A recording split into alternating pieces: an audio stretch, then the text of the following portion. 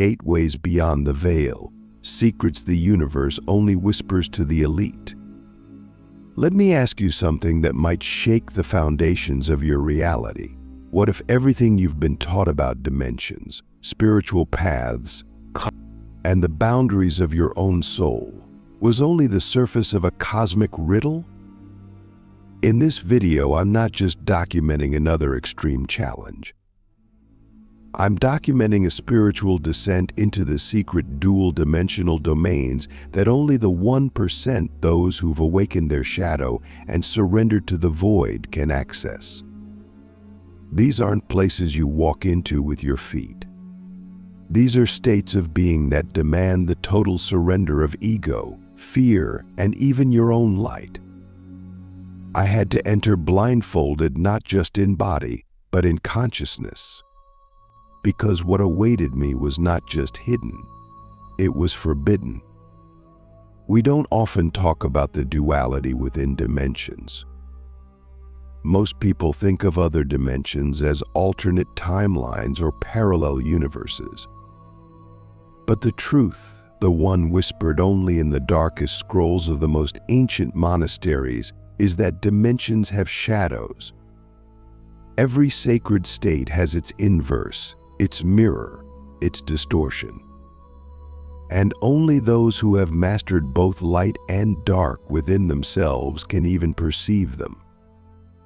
These dual dimension experiences are not just rare, they're dangerous.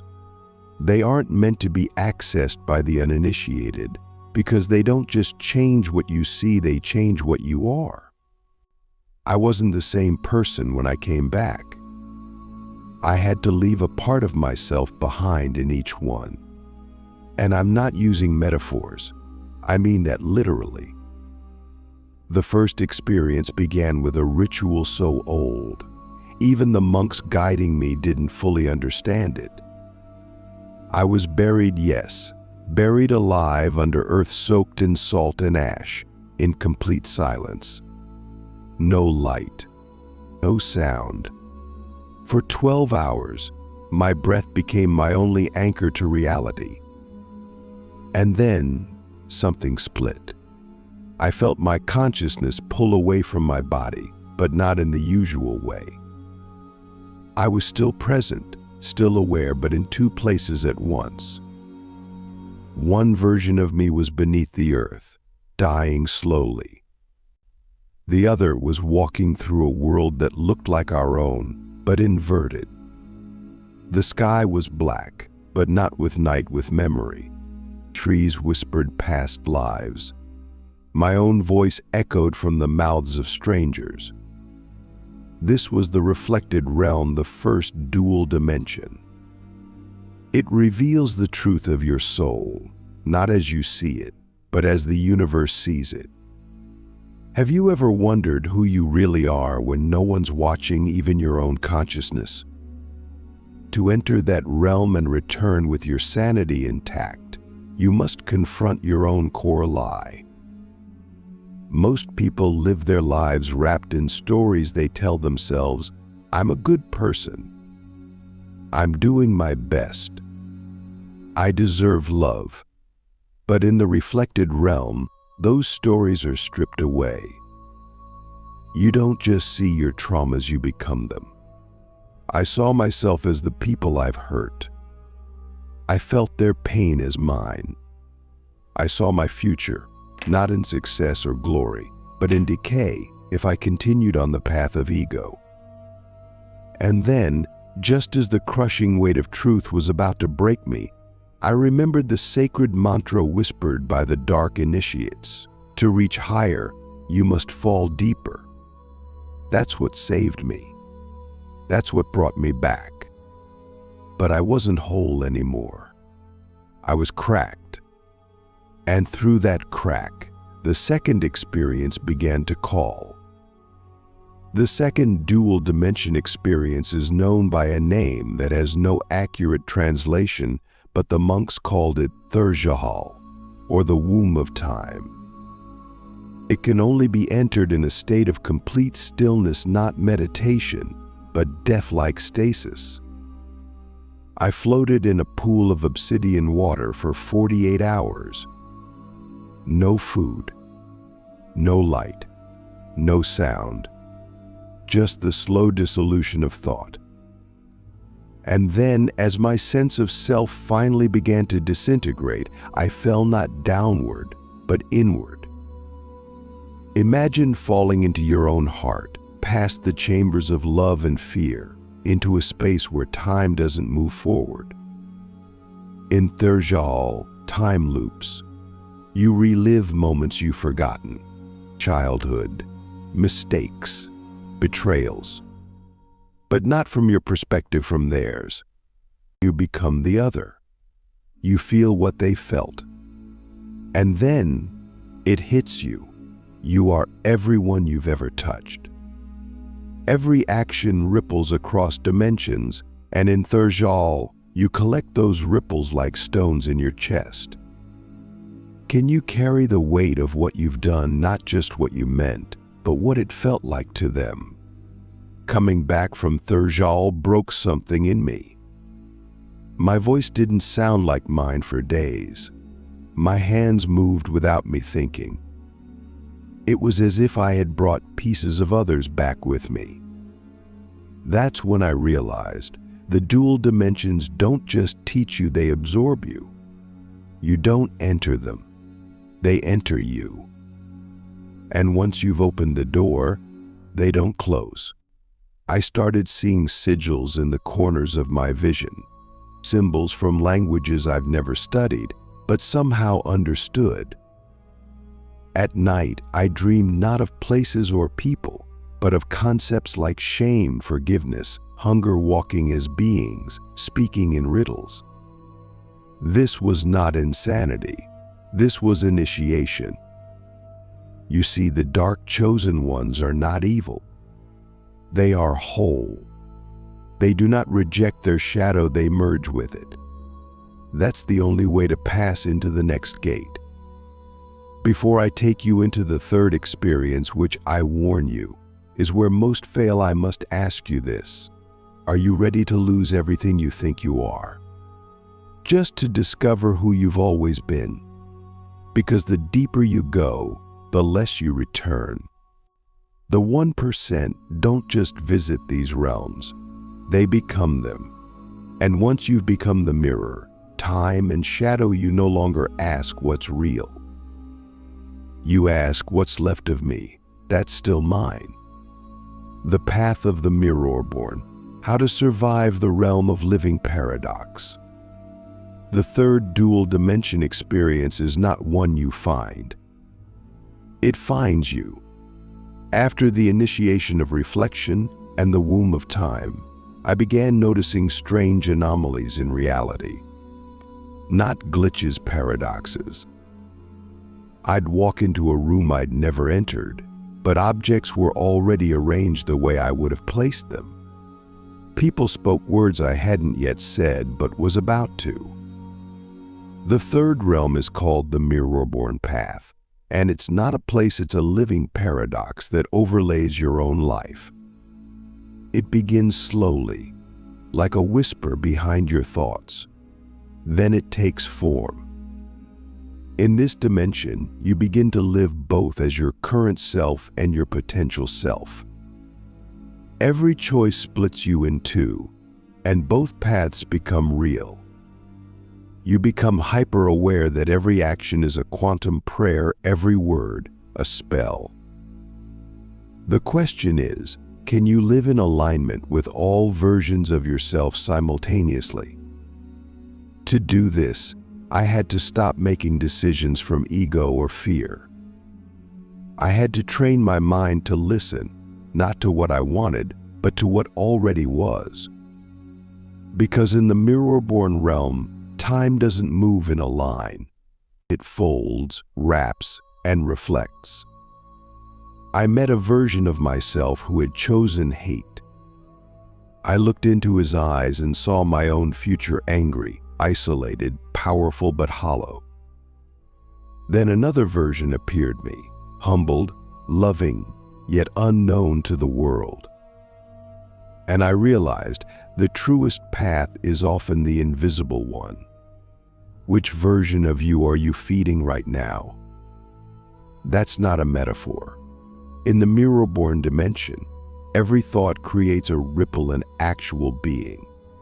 These thought forms follow you. They whisper. They shape your fate. And if you're not conscious, they consume your identity like hungry shadows. To survive this realm, I had to perform what the elite initiates call the ritual of collapse. It's the most dangerous spiritual act I've ever attempted. I locked myself in a chamber of mirrors, minus 49 of them, arranged in a sacred geometry pattern known only to the dark temples of the Himalayas. I stood naked, surrounded by infinite reflections, with a single candle. The rule was simple: do not blink for 77 minutes. What happens during that ritual cannot be described, it must be endured. Every reflection begins to move independently. Some smile, some scream. One of them walks out. That's the one you must follow. I did, and I found myself in a realm of pure paradox, where truths contradicted themselves and yet remained true. The sky was beneath me. The stars breathed. I was both the observer and the observed.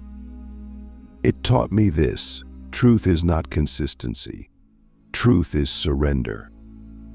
When I returned, I wept for 7 hours. Not because of fear, but because I had seen the impossible. And somehow I knew that every paradox I had witnessed was already inside me. The fourth realm called shortly after, during a fast I was doing in the deserts of northern Africa. I hadn't eaten or spoken in 3 days. The wind became language. The sand became faces. And then I saw it, a door made not of wood or stone, but of absence. It was literally a cut in reality. That's the entrance to the fourth dual dimension, the hollow crown. It is the realm of power, but not the kind you think of. No titles, no wealth, not even spiritual power. It is the power of non-being. Here, you must give up even your desire to awaken.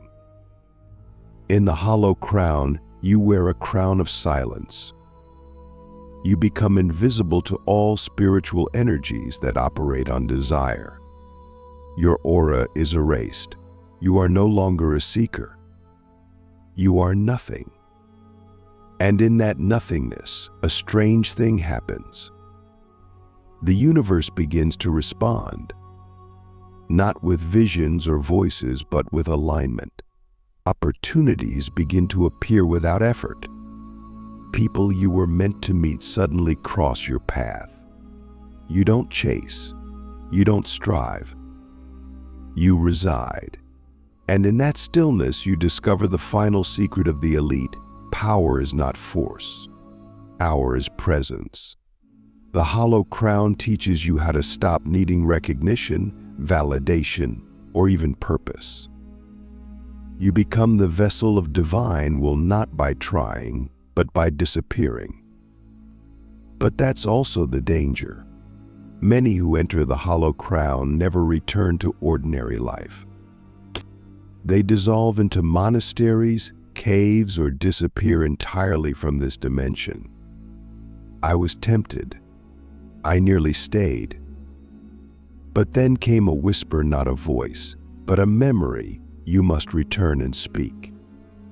You must give back the light you were given. So I returned, but I was no longer the same. I didn't speak for 3 weeks. When I finally did, the first words I said were not mine. They were an ancient chant I had never learned. My teachers said I had crossed into the fifth and final realm. Now listen carefully. The fifth dual dimension experience is not a realm of journeying. It is a realm of embodiment. It's called the echo of the Omega. It is the moment when all four previous realms' reflection, time, paradox, and non-being collapse into a single point within you.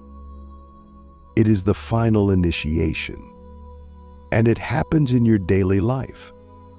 You begin to notice impossible coincidences.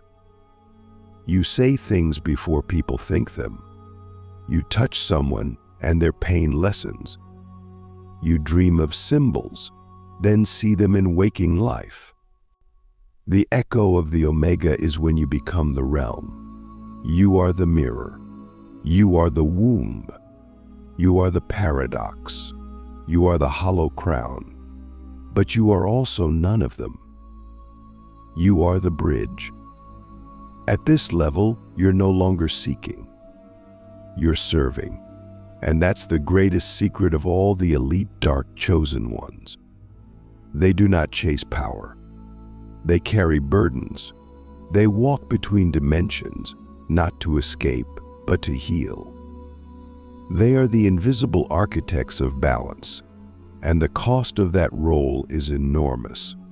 You will lose friends. You will be misunderstood. You will be feared. But you will also be free. So I ask you now, if the universe offered you truth, but demanded your identity in return, would you accept? The final threshold, becoming the realm and leaving the self behind. There are no words that can fully prepare you for what it means to become the fifth realm. The echo of the Omega is not a place you visit, and it's not a vision you witness, it's a state of irreversible integration. By now you've walked the path of the mirror. You floated through the womb of time. You've stood in paradox and worn the hollow crown. But once you cross the Omega threshold, none of these are separate anymore. They are you, and you are them. Every cell in your body becomes a portal. Every breath carries the vibration of realms beyond comprehension. You begin to leak divinity into the world around you, but not in ways people expect. You don't glow. You don't levitate. You disrupt. You reveal. You dismantle. Why? Because your presence alone begins to unravel illusions, both in yourself and in others. I remember the moment it happened. I was in a crowded marketplace in a remote part of Nepal. I wasn't meditating. I wasn't fasting. I was just walking, when suddenly the air thickened. The sounds of the world became distant, muffled, and then silent. People moved, but time slowed. I could see their thoughts not like telepathy, but as emotional colors radiating from their bodies. I looked down at my hands, and they were both ancient and newborn. I had become the realm. The Omega had echoed inside me, and I was no longer separate from the source.